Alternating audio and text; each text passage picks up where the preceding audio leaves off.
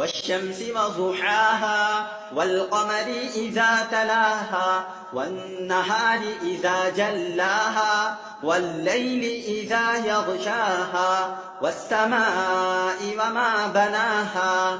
والأرض وما طحاها ونفس وما سواها فألهمها فجورها وتقواها قد أفلح من زكاها وقد خاب من دساها كذبت ثمود بطغواها إذ انبعث أشقاها فقال لهم رسول الله ناقة الله وسقياها فكذبوه فعقروها فدمدم عليهم ربهم بذنبهم فسواها ولا يخاف عقباها.